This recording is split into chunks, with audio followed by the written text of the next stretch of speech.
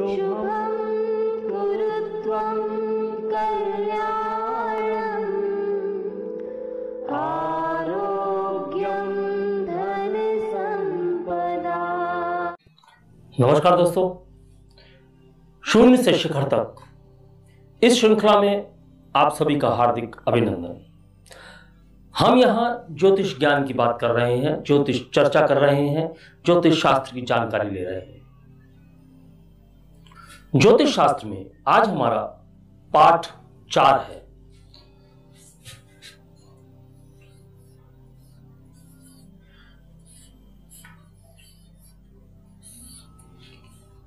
और हम जो बात कर रहे हैं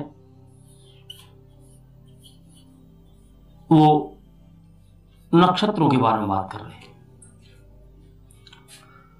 हमने अपनी श्रृंखला में अभी नक्षत्र प्रारंभ किए हैं, तो सबसे पहले हम समझ चुके हैं कि ब्रह्मांड में ज्योतिष शास्त्र के अनुसार नक्षत्रों का अंशात्मक विस्तार किस प्रकार किया गया है।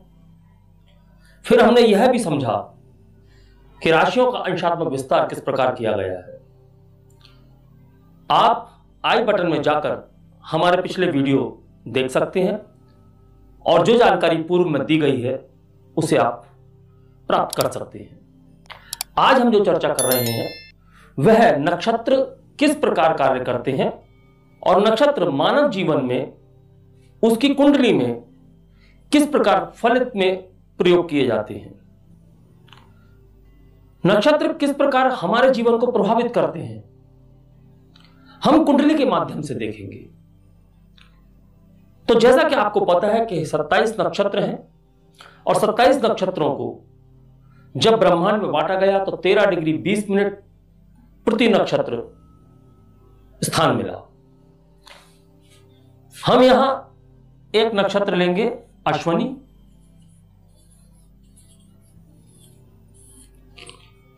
और अश्विनी नक्षत्र से हम समझने की कोशिश करते हैं।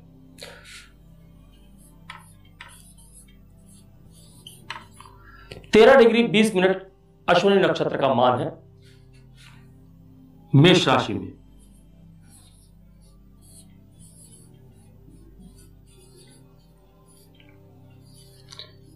हम यह पहले पढ़ चुके हैं कि जब हम नक्षत्रों को राशियों में आवंटित करते हैं तो मेष राशि में अश्विनी भरणी के 4 चरण और कृतिका का पहला चरण समाहित होता है, क्योंकि हर राशि में 9 चरण समाहित होते हैं। 9 चरणों की आवश्यकता क्यों है? यहां नक्षत्र नवांश का प्रतिनिधित्व भी करते हैं।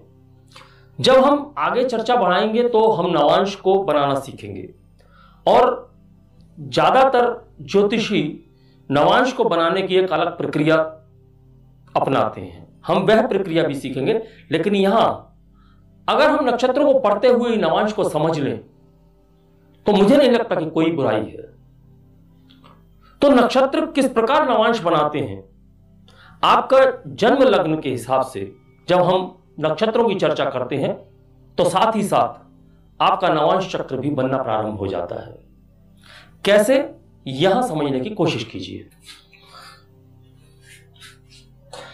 सबसे पहले हम एक राशि चक्र बनाएंगे।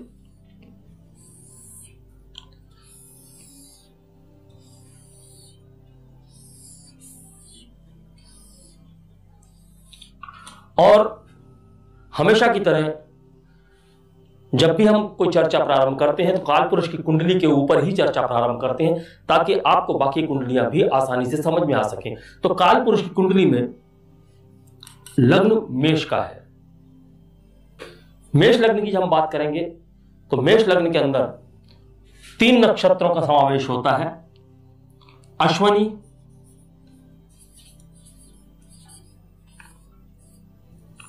भरणी और कृतिका। यहां अश्विनी के 4, भरणी के 4 और कृतिका का पहला चरण लिया जाता है। जब हम किसी जातक की कुंडली देखते हैं और वो मेष लग्न की कुंडली है और जातक का मेष लग्न 5 डिग्री 13 मिनट का है।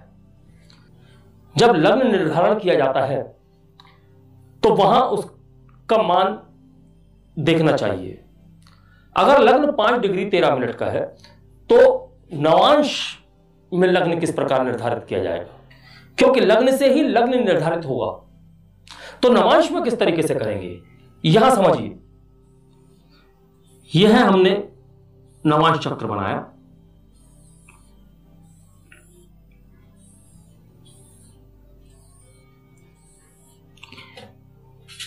अब नवांश चक्र में लग्न किस राशि का होगा यह निर्धारण करना है। हमारे जन्म चक्र में लग्न मेष राशि का 5 डिग्री 13 मिनट का है। यह आपको पता है कि अश्वनी, भरणी और कृतिका, यह सभी नक्षत्र मेष राशि में आ रहे हैं। यहां अश्वनी के 4, भरणी के 4 और कृतिका का एक चरण है। जब हम अश्वनी नक्षत्र की बात करते हैं और अश्वनी नक्षत्र को 4 चरणों में बांटते हैं तो प्रत्येक चरण का मान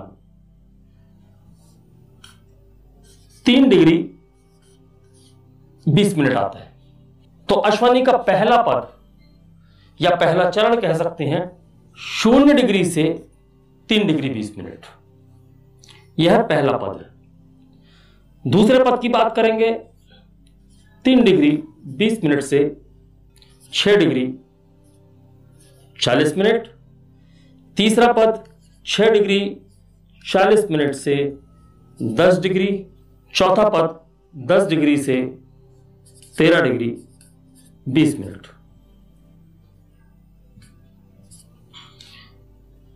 तो यह हमारे 4 चरण हैं।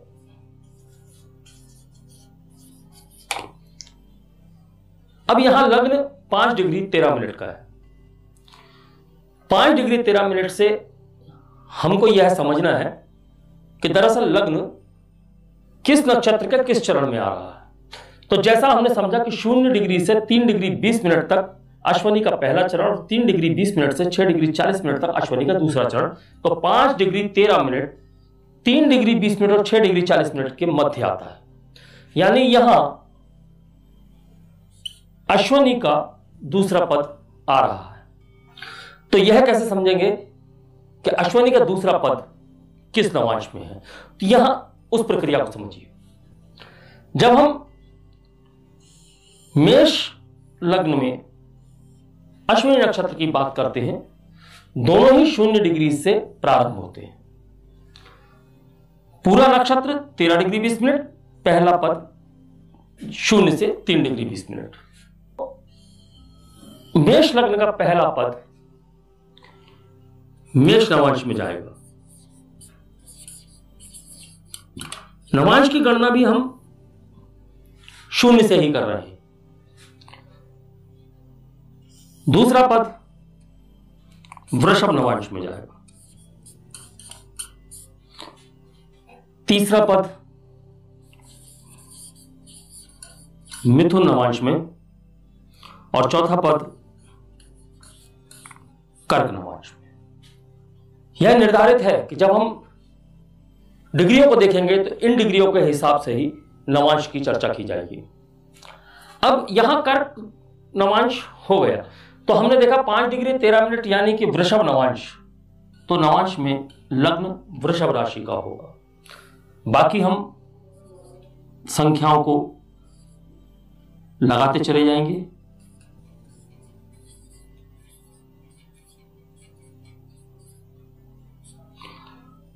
तो यह आपका नवांश चक्र तैयार हो गया। अब इसमें जो स्थापना की जाती है ग्रहों की, आपके जन्म लग्न के अनुसार वह किस प्रकार की जाती है।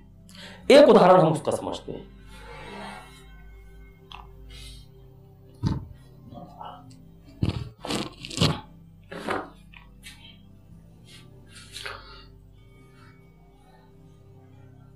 अब हम इसको चंद्र लग्न के हिसाब से देखते हैं। यदि हम चंद्र को कहीं स्थापित करते हैं तो हम सुविधा के लिए अगली ही राशि वृषभ में चंद्र को स्थापित कर देंगे। अब चंद्र यहां मान लीजिए कि 20 डिग्री 10 मिनट का है। 20 डिग्री 10 मिनट, यानी जब हम वृषभ राशि की बात करेंगे तो वृषभ राशि में इन नक्षत्रों के बाद जो कृत्तिका के 3 चरण बचे हैं,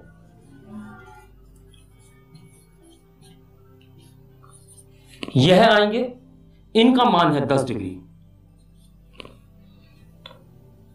क्योंकि एक चरण 3 डिग्री 20 मिनट का मेष राशि में चला गया, तो बाकी बचे हुए 10 डिग्री वृषभ राशि में आ गए।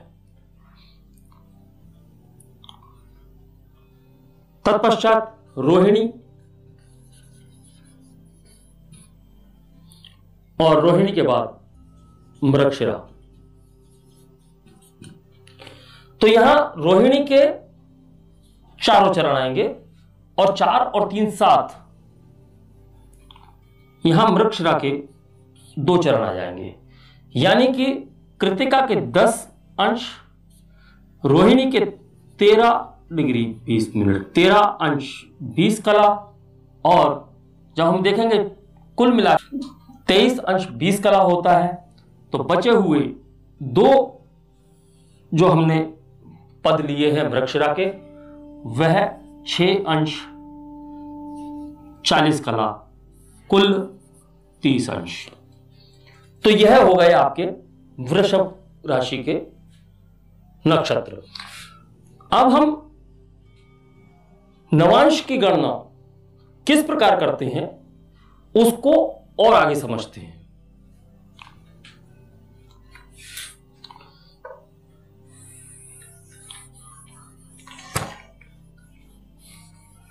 यहां आपने समझ लिया कि प्रत्येक पद 3 डिग्री 20 मिनट का आ रहा है। तो हम जब अश्विनी नक्षत्र से प्रारंभ करते हैं तो पहला पद मेष नवांश का, दूसरा वृषभ नवांश का, तीसरा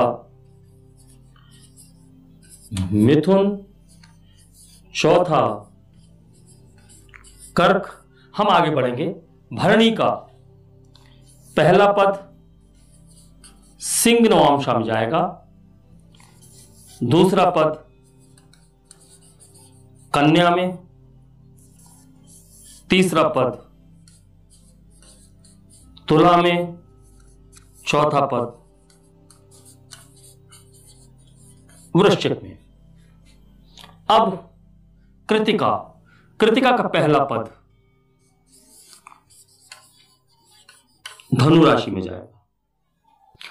यदि हम मान लें कि मेष में ही कोई ग्रह बैठा है, गुरु बैठा है और गुरु अंतिम अंश में, अंतिम अंश यानी कि जो कृत्तिका है हमारा वो 26 डिग्री 40 मिनट से 30 डिग्री के मध्य होता है। यदि गुरु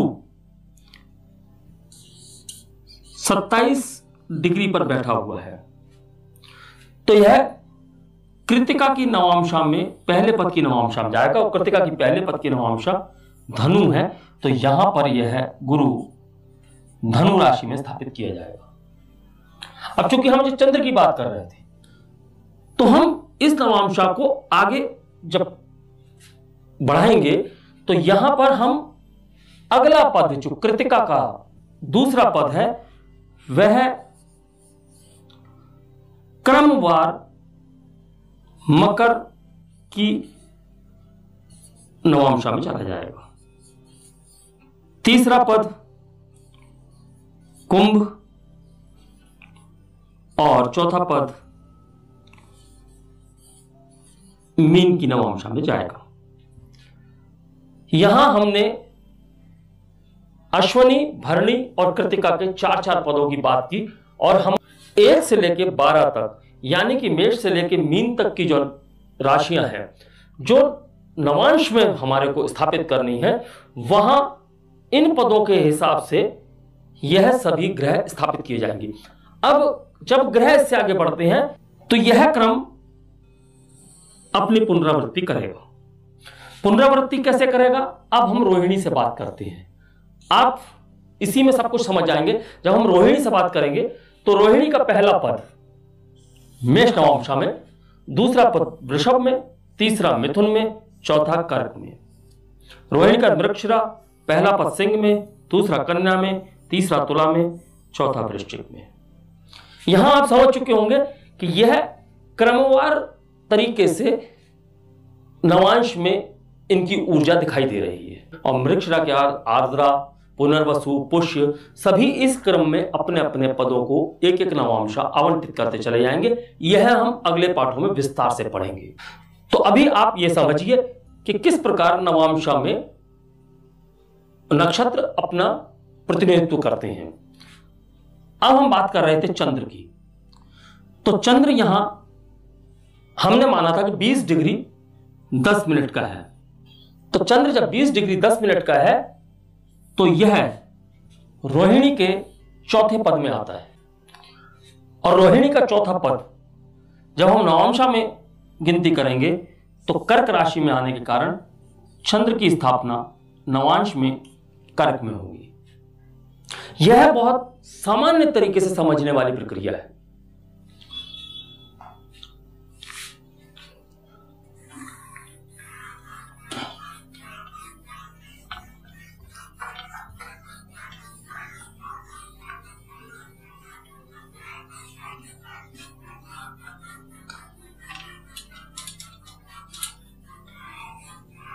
अब हम साथ ही साथ यह समझेंगे कि फलित में जब हम बात करते हैं तो नक्षत्र के पद किस प्रकार कार्य करते हैं।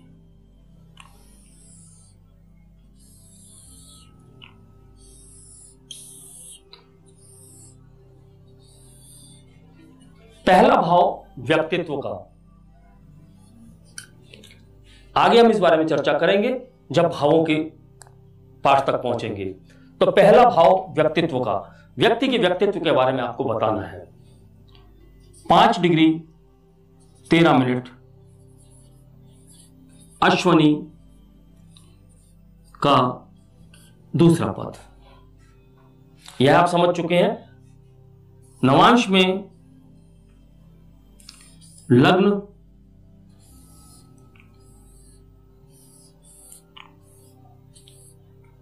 वृषभ का बना।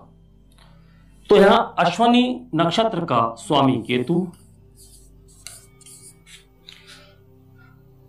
मेष राशि का स्वामी मंगल और नवांश की वृषभ राशि का स्वामी शुक्र। तो यहां आप समझेंगे कि जिस जातक का जन्म मेष लग्न के 5 डिग्री 13 मिनट पर हुआ है, यानी कि अश्वनी नक्षत्र के दूसरे चरण में जिस जातक का लग्न बनता है, उस जातक के व्यक्तित्व में इन 3 ग्रहों की ऊर्जा मुख्य रूप से दिखाई देगी। जब हम चंद्र की बात करते हैं तो चंद्र मन है, व्यक्तित्व के साथ मन का भी संतुलन होता है। तो जब हम चंद्र की बात करते हैं, चंद्र यहां पर आया 20 डिग्री 10 मिनट। तो जैसा कि हमने देखा था कि यह कर्क के नवांश में गया। जब कर्क के नवांश में गया तो यह रोहिणी के चौथे चरण में था। तो विशेष देखने वाली बात, वृषभ यानी कि शुक्र की ऊर्जा, रोहिणी नक्षत्र यानी कि चंद्र की ऊर्जा, और जब यहां कर्क के नवांश में गया तो पुनः चंद्र की ऊर्जा। अब इस जातक के व्यक्तित्व और मन को जब हम आकलित करेंगे तो यहां हमको केतु, मंगल, शुक्र और चंद्र की ऊर्जा प्राप्त होगी। तो हम जातक के जीवन के बारे में फलित जो है वह इन्हीं 4 ग्रहों के मद्देनजर करेंगे। अब नक्षत्र का और क्या प्रयोग होता है। जब किसी जातक का जन्म किसी भी नक्षत्र के किसी भी चरण में हुआ है तो उस चरण के कुछ अक्षर होते हैं जिन्हें हम नामाक्षर कहते हैं। यह नामाक्षर चरण के हिसाब से एक जातक के लिए चुने जाते हैं। हर नक्षत्र के नामाक्षर हैं और उन अक्षरों में से हम जातक के नाम का पहला अक्षर चुनते हैं। यह भी नक्षत्र के द्वारा स्थापित होता है। इसके अलावा नक्षत्रों में जब हम ग्रहों का गोचर लगाते हैं तो हमें बहुत सी जानकारियां प्राप्त होती हैं, क्योंकि नक्षत्र एक बहुत बारीक रचना है ज्योतिष शास्त्र की। तो जब आपको फलित में बहुत गहराई तक जाना होगा तो आपको नक्षत्र और उनके चरणों का सहारा लेना पड़ेगा।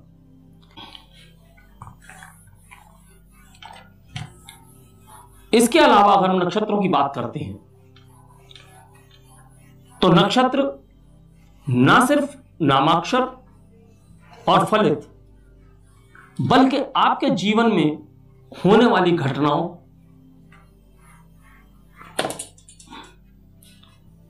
और आपके कार्य का निर्धारण भी करती हैं। आप जीवन में किस कार्य में जाएंगे, क्या कार्य करेंगे, यह निर्धारण भी नक्षत्रों के द्वारा किया जाता है। चर्चा बहुत लंबी है, विषय बहुत लंबा है। आप सिर्फ हमसे जुड़े रहिए और हमारा वादा है आपसे कि हम आपको ज्योतिष के उस शिखर तक लेकर जाएंगे जहां आपने कभी कल्पना भी नहीं की होगी। हमेशा सकारात्मक ज्योतिषी बनिए। नकारात्मकता का हमारे पास में कोई काम नहीं। अगर आप सकारात्मक ज्योतिषी हैं और सकारात्मक ज्योतिषी बनना चाहते हैं, अगर आप वाकई दुनिया में, संसार में आप यह स्थापित करना चाहते हैं कि ज्योतिष शास्त्र लोगों को डराने का नहीं बल्कि उनको एक सही राह दिखाने का जरिया है, तो आप हमसे जुड़िए। हमें आपका हमेशा से इंतजार है और इंतजार रहेगा। अगले वीडियो तक के लिए मैं अपनी वाणी को विराम देना चाहूंगा। नमस्कार, धन्यवाद।